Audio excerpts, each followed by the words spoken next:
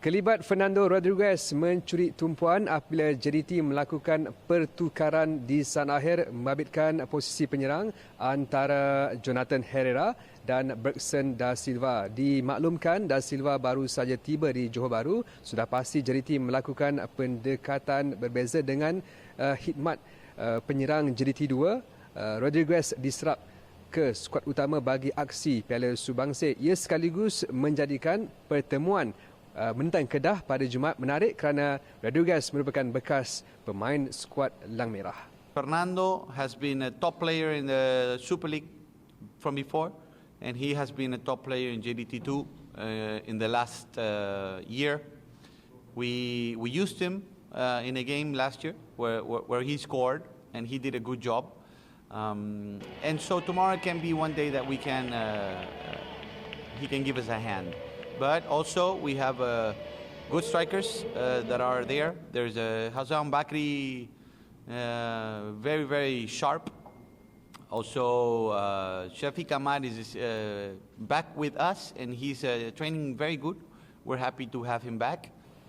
Dalam pertemuan musim lalu, JDT bergelut sebelum mendapatkan kemenangan 1-0 ke atas Kedah dan perkara itu dan situasi itu ingin dielak pemain-pemain JDT terutama Aidil yang mahukan skuad Harimau Selatan meraih kemenangan selesa untuk langkah kanan musim ini. Tahun ini kita ada taktikal yang berbeza, pemain yang berbeza. Yalah, kita tengok dari segi keadaan lah, macam mana tahun ni kita punya taktikal dan pemain-pemain yang ada untuk kita mencari kemenangan yang selesa dan kita tak nak berdepan dengan keadaan yang begitu sukar. Walaupun kita menang 1-0 pada last year, bagi saya itu adalah satu kemenangan yang sukar untuk kami juga pada game tersebut. Meskipun Liga Malaysia belum dihadiri oleh penonton, tetapi kelebihan beraksi di tempat sendiri sudah pasti dimanfaatkan dan jadi kelebihan kepada pasukan JDT, terutamanya untuk mereka memastikan langkah kanan memenangi trofi Piala Subangsih ini dapat dikekalkan untuk tahun keempat berturut-turut sejak 2018. Zulhelmi Zainal Azam dari Stadium Sultan Ibrahim untuk Nadi Arena. Sementara itu, Kedah Darul Aman FC bakal merintis ranjau berliku apabila kehilangan tonggak pertahanan Renan Alves untuk misi merampas Piala Sumbangsi. Pengendalinya Aidil Syahrin Sahab mengesahkan pertahanan dari Brazil itu tidak cergas sepenuhnya untuk diturunkan selepas baru pulih daripada kecederaan. I mean, to be honest, Renan Alves is not 100% fit yet, so I think there's nothing to hide. Yeah, sooner or later, all the news will be out. So we're gonna do with what we have.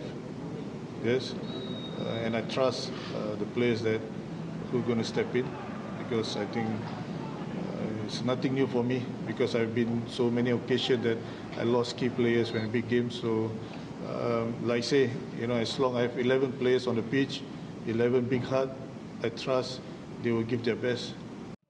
Situasi ini sememangnya sukar buat jurulatih dari Singapura itu memenangkan skuad Lang Merah hanya punyai Alves selaku satu-satunya pertahanan import musim ini.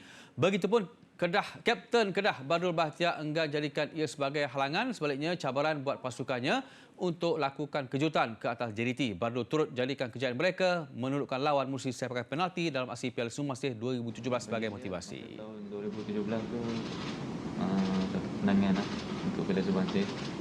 Dan mungkin kemenangan itu juga kami akan bawa pada tahun ini untuk sebagai satu semangat baru dalam norma baru. So, saya dan rakan-rakan lain akan bagi persembahan yang terbaik untuk mengesok. Okey, Zul, tadi pula semalam dia kata nervous. Macam mana hari ni dapat turun ke rentan negeri ni? Dapat rentan negeri, dapat turun ke lokasi dah lama kan. Bukan pemain je tak turun padang. Zul pun dah lama tak turun padang. Puas hati Zul Macam mana Zul, perasaan? Betul.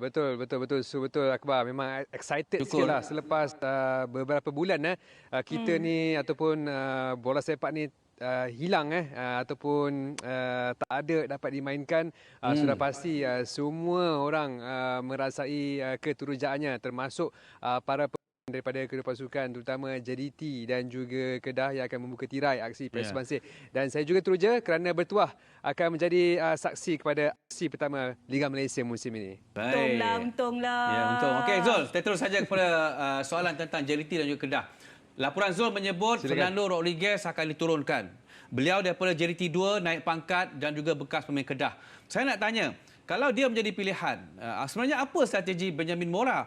Apa jadi dengan fungsi posisi Safari Rashid, Muhammadul Sumareh yang dicanang sebagai antara yang menerajui perlawanan penting esok? Okey, ketika ini bagi pasukan JDT masalah utamanya adalah di posisi saya kira number 9. Number 9 adalah di posisi penyerang di atas itu yang mana kita tahu pasukan JDT menukar pemain di saat akhir iaitu Jonathan Herrera kepada Da Silva. Saya sebutkan dalam laporan tadi. Dan JDT melihat Fernando Rodriguez sebagai pilihan terbaik kerana pemain ini juga pernah diserap kepada skuad utama ketika aksi bertemu Melaka dalam saingan Liga Malaysia musim lalu dan pemain ini berjaya menjaringkan 1 gol. Mengenai posisi seperti Safawi dan juga di sebelah kiri mungkin Akhyar sebenarnya tidak tergugat kerana Fernando ini beraksi di posisi number 9. Jadi pilihan yang lain ada bagi Mora adalah pemain seperti Syafiq Ahmad, Azwan Bakri, di mana kita tahu pemain ini adalah pemain tempatan. Jadi kudrat pemain import sudah pasti lebih ditagih. Perlu diingat tempoh 48 jam boleh saya tak silap saya 48 jam tempoh yang boleh diambil kira untuk seseorang pemain daripada feeder club diguna pakai untuk skuad utama dalam sesuatu perlawanan. Jadi Rodriguez calon utama ataupun calon pilihan bagi Mora mengetuai jentera serangan JDT. Okey, untuk kem Kedah juga tadi Zul ada laporkan bahawa ada pemain yang tak fit, cedera dan sebagainya. Dan kita semua tahu bahawa Kedah bukanlah pasukan pilihan untuk perebutan Piala Subansih tahun ini sama macam tahun lepas. Dan kita dah tahu result tahun lepas dan result tahun ini bagaimana agaknya. Zul melihat kekuatan dan yang seperti yang dikongsikan daripada jurulatih Aidil tadi. Memang tugas sukar sebab Kedah sepatutnya hadir dengan skuad terbaik mereka. Sebenarnya mereka menghadirkan saingan yang sengit dalam pertemuan tahun lalu di mana mereka menguasai permainan tetapi tewas 1-0. Jadi tanpa Renan sudah pasti menjejaskan perancangan Aidil Syarin. Tetapi perlu diingat Renan bukan kali pertama tidak beraksi dalam perlawanan penting seperti ini. Aksi final Piala FA 2019 bertemu Perak, tak silap saya Renan juga disisihkan kerana pergantungan perlawanan. Aksi final Piala Malaysia 2019 bertemu JDT juga Renan tidak beraksi. Tetapi dalam perlawanan itu Kedah tewas 0-3. Jadi sebenarnya Aidil sudah biasa dengan situasi ini tanpa Renan. Aksi penting.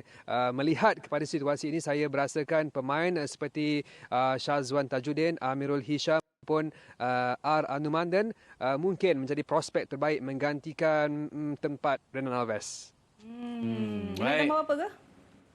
Berdebar-debar itu je lah. Berdebar. Tapi saya minta Kedah dapat balas dendam lah. Bukan pro Kedah tapi yelah, kita nak tengok Kedah mampu cabar JDT. Kalau boleh tak nak pergi ke penalti kot. Ya. Biar 90 minit menentukannya. Baik. Terima kasih, terima kasih. Senyum sok more